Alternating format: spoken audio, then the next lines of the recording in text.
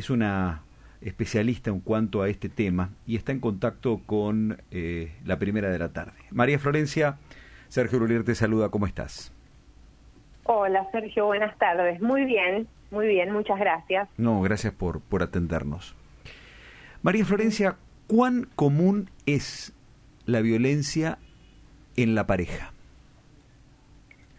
Bueno, antes que nada me gustaría hacer una breve introducción acerca de qué es la violencia psicológica.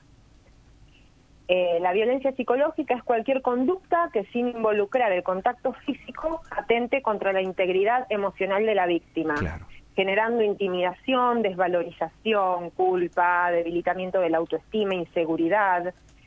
Es difícil detectarla en sus comienzos porque no deja huella evidente. Es difícil incluso para la propia víctima. Se da por goteo, de forma subliminal, y es un proceso de dominación que va de menos a más. La violencia psicológica está en todos los ámbitos interpersonales. En la escuela se la conoce como bullying, en el espacio de trabajo como mobbing y en el ámbito familiar. Hoy quiero hacer hincapié en la violencia dentro de la pareja, pero más que nada en una forma muy cruenta de violencia, que es la que se da en manos de los psicópatas integrados. Vos me preguntabas, Sergio, ¿cuán común es? Es muy común, mucho más de lo que pensamos, pero es tan invisible que es difícil hablar de estadísticas, porque está muy invisibilizada. ¿Cómo te das cuenta que hay un integrante de una pareja que es víctima de violencia psicológica? Bien. Bueno, los psicópatas integrados, es de los que yo quiero hablar en esta oportunidad, están muy encubiertos, o sea, es imposible detectarlos a simple vista.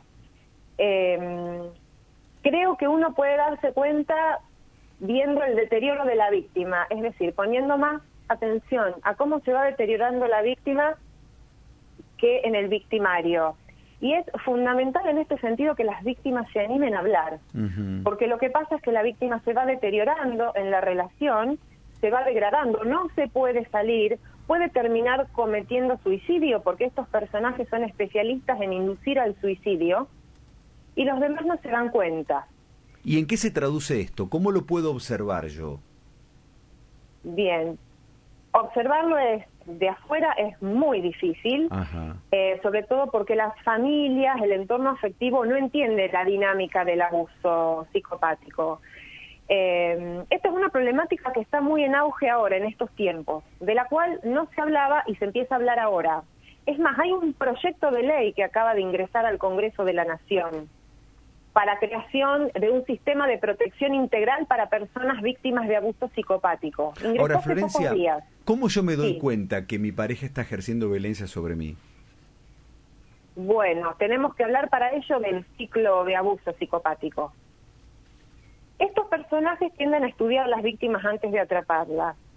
Una de las banderas rojas, una de las primeras señales, es el bombardeo de amor. En una primera etapa son como demasiado amorosos, demasiado cariñosos, tienen la capacidad de escanear la personalidad de la víctima, detectando inmediatamente gustos, aptitudes, defectos, debilidades, y en función de eso crean un personaje adaptado a cada víctima.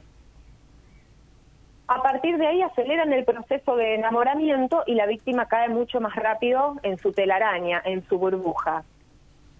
Después de que la víctima creyó que encontró, que está tocando el cielo con las manos, que está viviendo un cuento de Disney, y de pronto de un día para otro la historia cambia, empiezan a pasar cosas raras.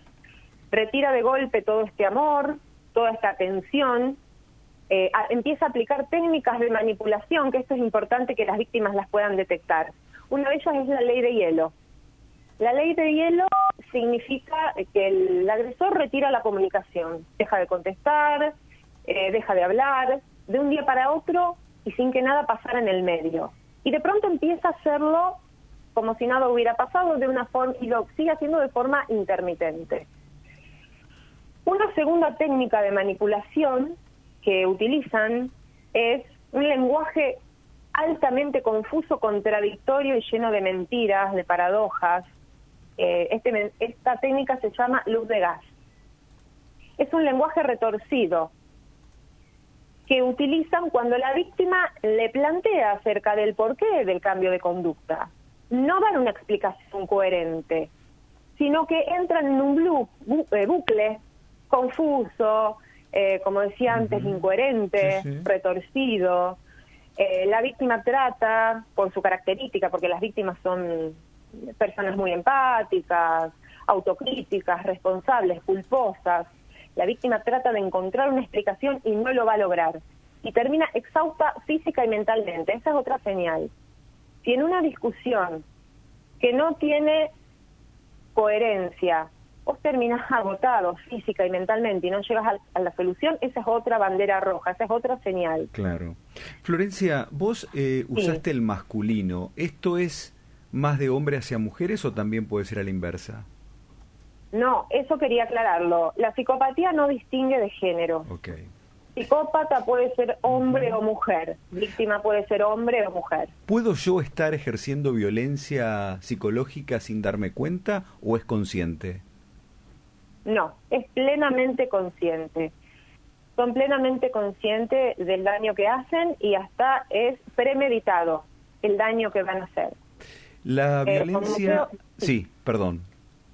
No, como creo haber dicho antes, seleccionan a las víctimas. Claro. O sea, no eligen cualquier presa, seleccionan a la víctima y tienen un plan premeditado. Ya está todo planificado antes de cazar a la víctima. ¿La violencia psicológica es el preludio de la violencia física? Puede ser. Puede llegar a ser, puede ser que termine en violencia física o no.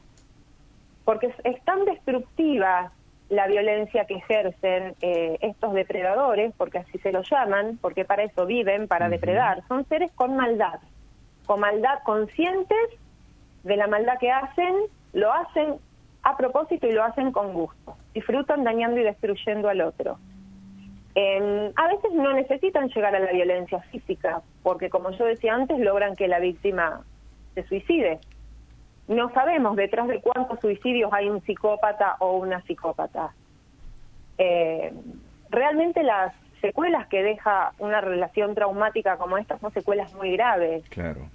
Hay daño cerebral provocado sobre la amígdala y el hipocampo debido a la gran cantidad de cortisol que se libera durante... ¿Puedo estar toda mi vida siendo víctima de violencia en el caso de una pareja? Sí, totalmente. La persona puede ir deteriorándose, quedar devastada, quedar muerta en vida, porque eso es lo que logran, que la persona, si no se suicida, quede muerta en vida, pierda sus sueños, sus proyectos, hasta su trabajo, sus relaciones interpersonales. Esa es otra bandera roja. Si intentan alejarse de tu círculo afectivo, que lo hacen para someterte y controlarte mejor. Florencia, vuelvo a la pregunta inicial. En tu consultorio, de cada 10 pacientes que atendés, ¿cuántos tenés con estos cuadros?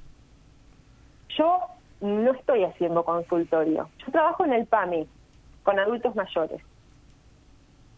Mi, curiosidad por abordar este tema surgió a partir que yo soy sobreviviente de un psicópata integrado. Y como psicóloga y como sobreviviente, tuve la inquietud y la necesidad de ponerme a estudiar, de escuchar testimonios, de ponerme a investigar y de elaborar, un marco teórico para poder volcarlo a la sociedad, para poder informar, para poder concientizar y alertar. Interesantísimo, Florencia, la charla, porque esto seguramente puede despertar el interés, pero también grandes interrogantes de lo que sucede en la pareja de quien pueda estar escuchando. Y sin lugar a dudas, ojalá que ese mensaje llegue para fundamentalmente hacer escuchar a los otros y pedir ayuda. ¿Qué hago si yo me doy cuenta que estoy en una situación así? ¿A dónde voy? ¿Al psicólogo? ¿Me voy de casa? ¿Lo denuncio? ¿Qué hago? Bueno, esa es una pregunta sumamente interesante. Lo ideal sería salir corriendo lo más rápido posible sin mirar atrás. Pedir ayuda profesional, buscar ayuda psicólogo, psiquiatra. pedirle ayuda a tu familia, a tus amigos, tratar de contactarte con alguna persona. En estas ocasiones las personas que hemos sido víctimas podemos ser de gran ayuda, porque por lo general los demás no entienden la dinámica del abuso. Entiendo que salir corriendo de casa, que es lo que se debería hacer, a veces es prácticamente imposible, más si hay hijos de por medio. Pero lo ideal es esto, es poner contacto cero. Contacto cero es cortar toda comunicación con el psicópata, no solo la comunicación, digamos, verbal, sino no mensajes, no bloquearlo en las redes. El tema, Sergio, es que hay mucha desinformación y muy poca formación, incluso en los profesionales de la salud y del derecho, que son los que tienen que asistir. Me imagino. Por eso, un grupo de personas, abogados, psicólogos y sobrevivientes han creado un proyecto y lo han ingresado al Congreso de la Nación hace pocos días. Sería fundamental el tratamiento de este proyecto, que es básicamente una propuesta educativa, incluir en las currículas de las escuelas, en las carreras, capacitar a los psicólogos, a los abogados, a los jueces, que son quienes tienen que asistir a las víctimas. Y muchas veces no lo pueden hacer de forma correcta, ni pueden tomar buenas decisiones, justamente por esta desinformación. La seguimos en otra oportunidad. Desde ya, muchas gracias por este espacio. Muchas gracias a ustedes por haberme dado el espacio. Muchas gracias. La psicóloga María Florencia Savoy. La violencia psicológica en las parejas. Tremendo.